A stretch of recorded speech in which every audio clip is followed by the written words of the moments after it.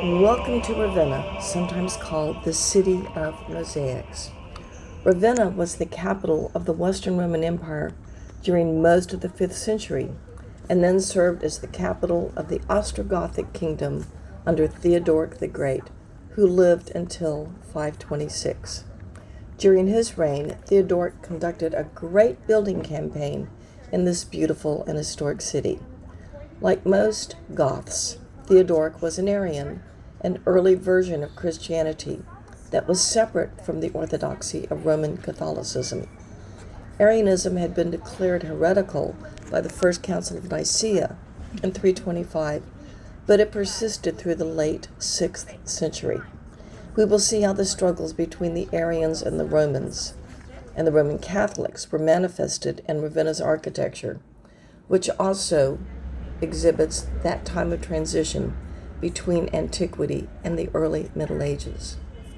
Ravenna is next to the ancient port city of Classy, and thus the buildings benefited from beautiful imported marbles from the ancient eastern provinces.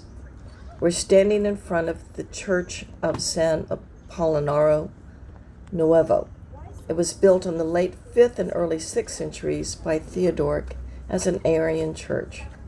During the Byzantine era, religious buildings were reconciled with Orthodox Christianity, so this building was then dedicated to San Martin of Tours and then to Saint Apollinaris, Ravenna's first bishop in the 9th century.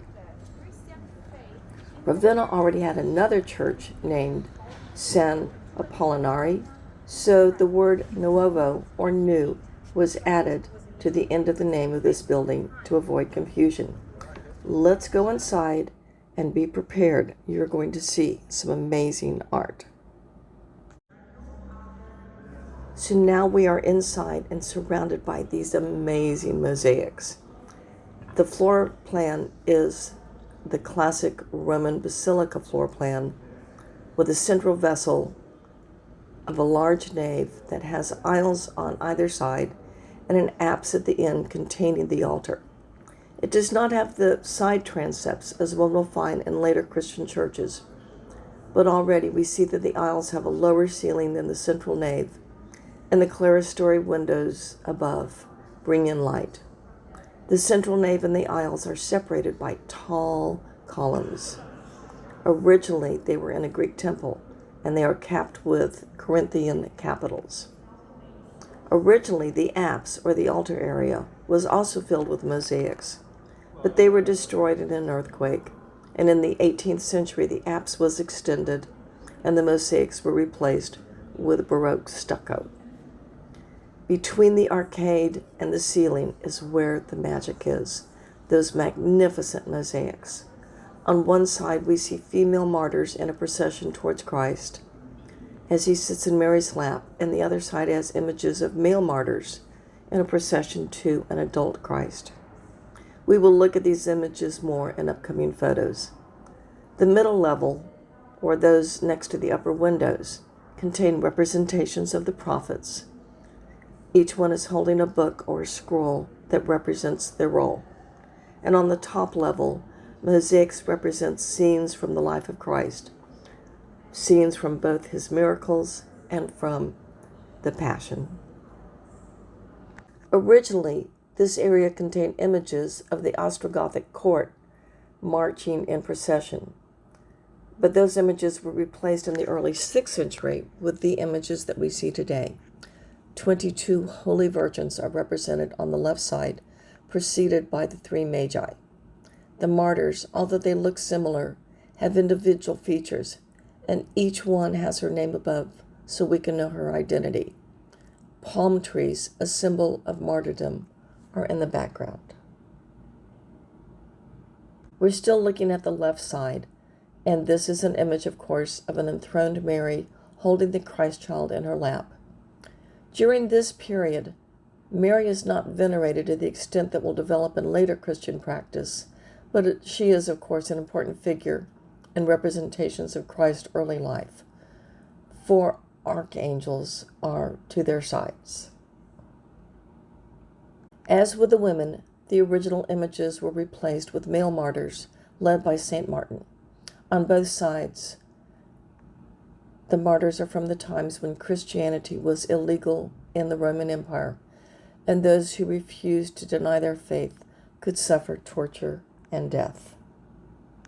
Opposite from the image of Mary sitting with a Christ child, this is an image of Jesus sitting alone, and he's represented in a manner that we are accustomed to seeing in the art of the early Middle Ages. He is fully mature with dark hair and a beard. He's dressed in a purple garment, the color of royalty and suffering. The purple color has faded over the centuries and now appears to be almost brown. Archangels stand on both sides, and we can see some of the martyrs on his left. This up-close image allows us to see the complex and delicate composition of these mosaics. Christ's eyes look directly at us, as if he were looking directly into our soul, and with his hand we are blessed. The miracles of Jesus are represented on the upper register of the left wall above the female martyrs. This one represents the multiplication of the loaves and fish. Note how his face is that of a young man. Jesus is beardless, as he was most often represented in early Christian representations. The events of the Passion are represented on the upper register of the wall to our right, starting with the Last Supper to the incredulity of St. Thomas. Here, a bearded Jesus is led to Golgotha, where he will be crucified. None of the images represent the actual crucifixion. At the time these mosaics were made, scenes of the crucifixion were considered too cruel or too painful for us to see. It is not until later that Christian art has representations of the suffering. This is a representation of the palace of Theodoric. In the background are two churches. One was Arian and the other was Orthodox.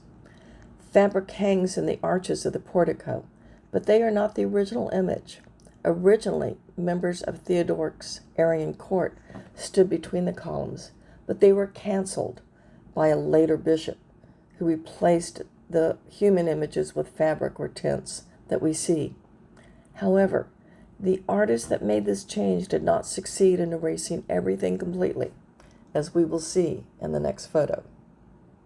Look closely and you will see a little hand sticking out that overlaps the column. This is all that is left of the original images. As always, I hope you enjoyed seeing this beautiful, beautiful building with its mosaics, and there's a lot more to see.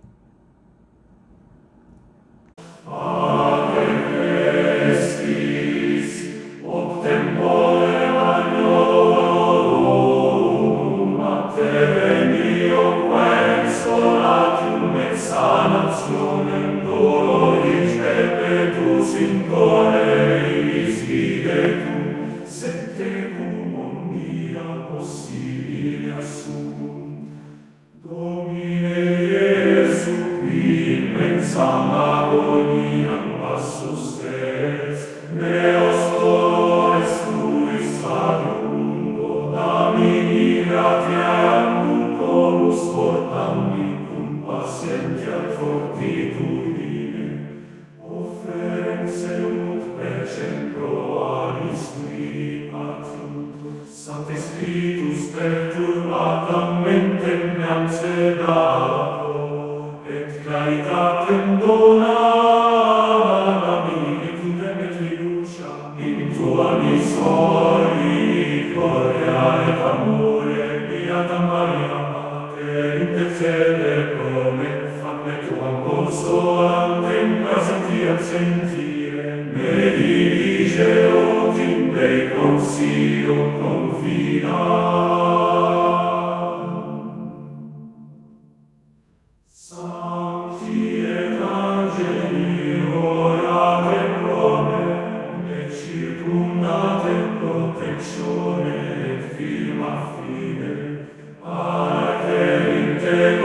Dio Domini gratiam sustinendi, et si tua voluntas est, salcio